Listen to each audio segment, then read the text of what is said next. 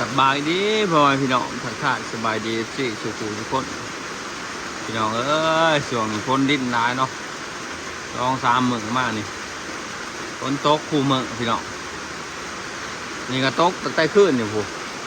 ลิ้นเลอะโอ้น้ำที่ท่วมมาจากพี่น้องเลยจะว่าฝนก็มาลิ้นใบอันแถบปีนี้พี่น้องมันสีซอน้ำซัดเดี่ยงคอยแล้วเนาะพี่น้องประเภทแบะเนาะงัวสำคัญงัวพี่น้องเลยงัวอยู่หน้าหวยเนาะที่เขาไปปล่อยไว้นะพี่น้องเพราะมันเป็นหน้าตอนนั้นเป็นหน้าน้ำท่วมพี่น้องเลยย่านน้ำท่วมงัวขันพ้นโต๊ะเล่นได้นี่โต๊ะวัดขึ้นนี่ท่วมแล้วนี่จะว่าโอ้ยสอน้ำงัวอยู่ดีนี่น้ำท่วมก็เลยหอบกันมาผีแล้วบัดนี้แต่ภาวนาบ่อยมันตกแห้งบ่ให้มันถ่วมเนาะพี่น้องบ่ให้มันถ่วมไม่ร้ายพี่น้องเลยยังคิดได้กับเรื่องซ้ำเรือนเก่าเรือนชิปเนาะจังดิ้นจังตกจังถ่วมก็ยังว่าไข่อันนี้ไปถ่วมจังว่าปีร้ายง่วงกับชิบุยบอลอยู่แล้วแต่ว่าปุกน้ำงัวตัวแรกนี่จะไป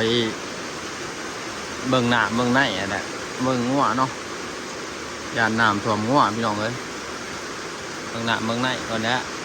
ยานน้ำขึ้นลายมันที่ทางนะผมทางไปนะน้ำกว้างพี่น้องเลยอันนี้มันก็น้ำพ้นเนาะน้ำพ้นด่วนๆเลยพี่น้องเลยบางที่น้ำในน้องนี่เป็นสีเต็มนะปกติ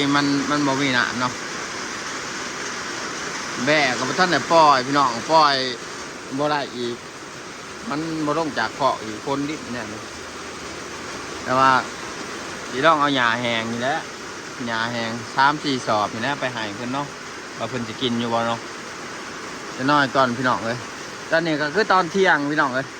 12 โมงเลยเนาะแต่ว่ามืดครึ้มเบิดเลยพี่น้องบ่ฮู้ว่าพายุเขาสิฮอดมื้อใดเนาะพี่น้องก็บ่ฮู้แต่ว่ามีพายุยังนอยามอยู่พี่น้องเลยเทียงไห้เทียงหน้าก็บ่เป็นตาอยู่เปื้อนเปื้อนเบิดเปียกเนาะ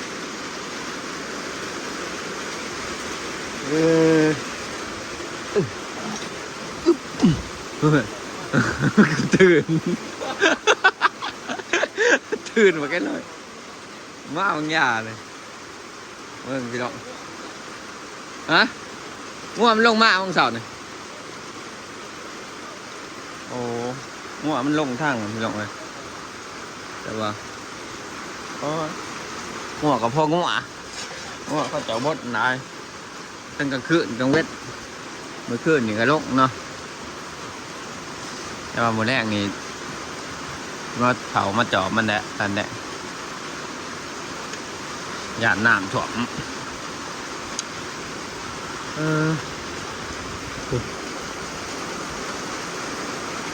เพื่อนเบาหน่อยมาฝนบ่พาเนาะไปเบิ่งแม่พี่น้องเบิ่งแม่เขาก็อีตนคนตกดินร้าย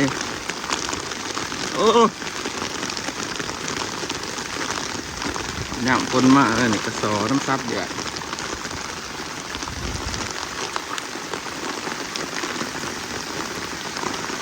เปียก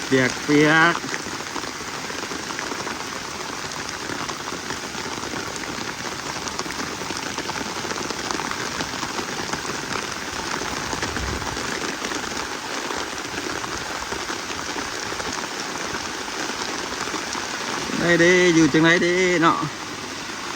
เปียกเบิด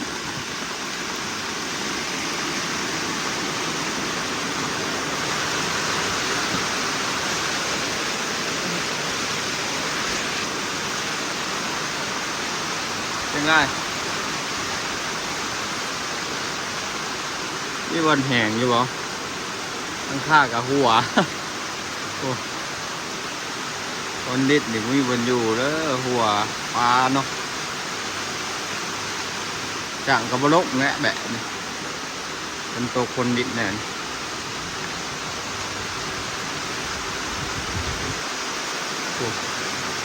อ๋อนี่ก็หัวเนาะเตะเลยวะ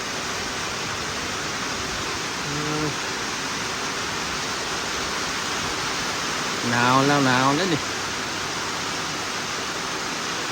มีวันแหงอยู่เนาะพี่น้องมันแหงวันนะเพราะเดี๋ยวมันยืนมันเนาะหนาวแล้วมันเกี่ยวเอื้องอยู่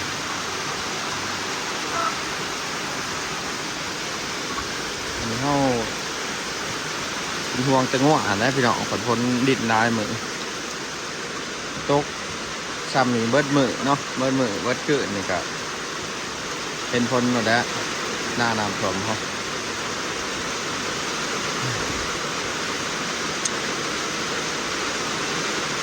ลิ้นขาดอีปู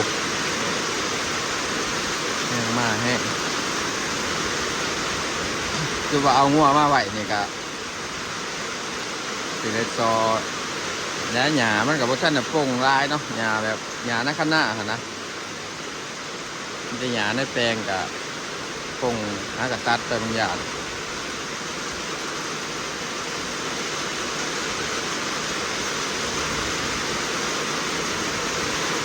ตอนนี้พอเอาหญ้าแห้งพี่น้องมาหายแบะเนาะพี่น้องว่ามันจะกินอยู่บ่เนาะหญ้าแห้งมี3-4 ศอกนี่แหละกินอยู่บ่ตื่นครับ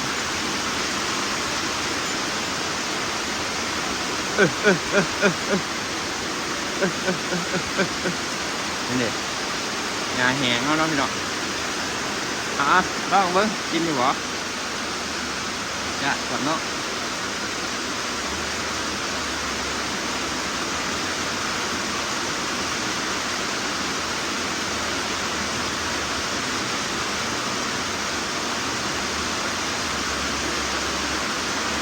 ท่านในฮิว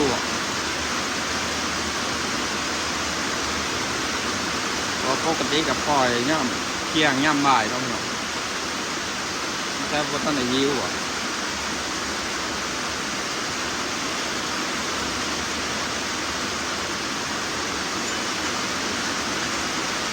เหยียบกินมาแล้วเนี่ยเดี๋ยวเรากินอยู่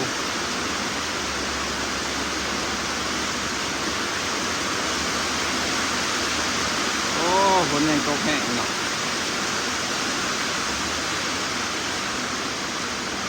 ฝนยังตกแห้งดีไป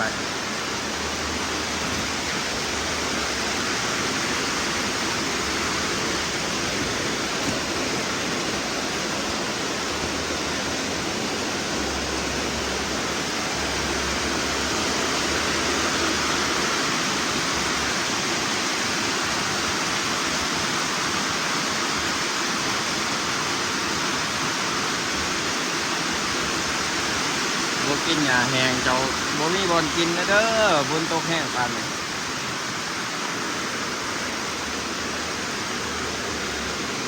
โอ้ลิ้นนักน่วงพี่น้องบ่จักได้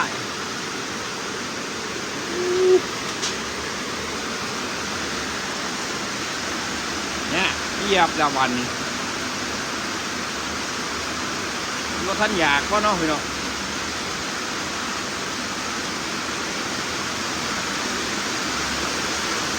โอ้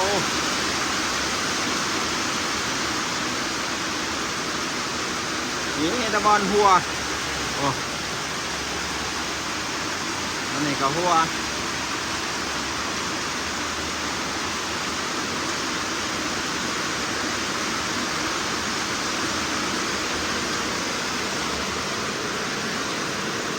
เราจะเปิดคอกไว้ด้วยน้องพี่น้อง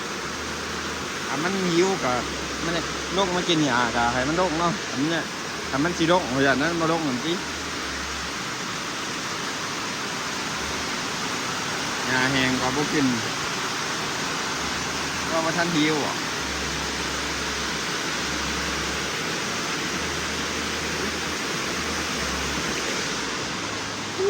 นักน่วงเปียก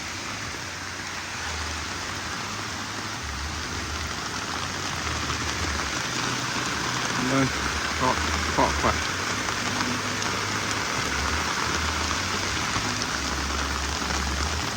อู้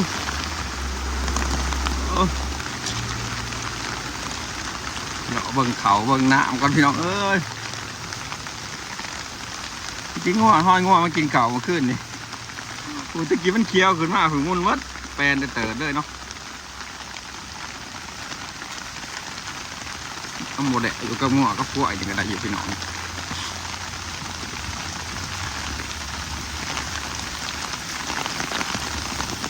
เอาโอกาสจัดการมันอยู่พี่น้องท่านไหนโอกาสอยู่มาขันมันใส่ได้เลยเด้อเต็มข้างหน้าเลยจ้าพี่น้องโอ้ทุกขักดีผู้น้ำกันแบบหน้าอยู่น้ำนี่คักแล้วนะสามารถค้างน้ำไว้อยู่ไรเป็นเรือนหมูจักกันทุกวันมันอยู่น้ำเพื่อให้นี่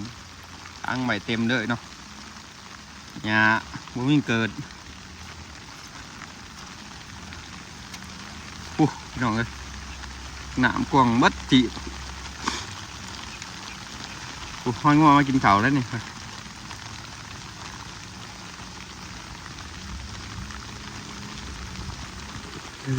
ดิ้นเป็นดิ้นเปียกหมดเลย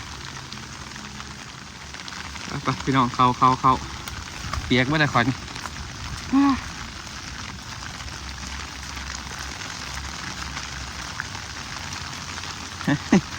ห้อยงัวกินเข่า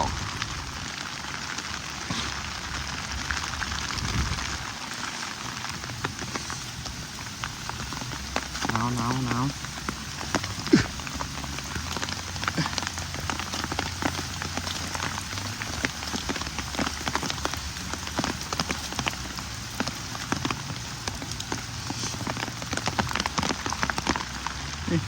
เต็มน้องเลยเต็มน้องเลยน้ำเอารถใหญ่มากน้องพี่น้องจอดไปพูดจ้างมาเวลาฝนตกเดี๋ยวไปเถิงลงมาทางหมื่นไรลงมาไหลเนาะอย่ามันดมฝนตกเนี่ยนี่แหละมีแต่นอนได้พี่น้องเลยถ้าก็ออกมาแต่บาดเนาะพี่น้องว่าฝนดิบเลยสั่งบอกมากกับไหลเอาไว้มานะต้องมาเบิ่งมาเผาเนาะดินนั่นแหละไม่ได้นอนพี่น้องเลยเสียงหน้าเนาะเสียงหน้าเนาะไม่เนี่ยแต่ว่ามีเพียงเห็นไม่ได้รบกวนเนาะพี่น้องอยู่นอนได้สบายเนาะเป็นหมกปลาหมกวัวห่วงแต่ซาดเดี่ยงพี่น้องเอ้ยมีดาวคนโตคนดิบนะห่วงง่วงนะครับห่วงแดดเนาะมันจะกินหากินยุ่งมาเราจะได้ปิดประเภทคันนี้เนาะพี่น้องจะได้มาอัปเดตให้เบิ่งอีกเดือนหนึ่งเนาะตอนนี้พี่นายพี่น้องสบายดีเนาะ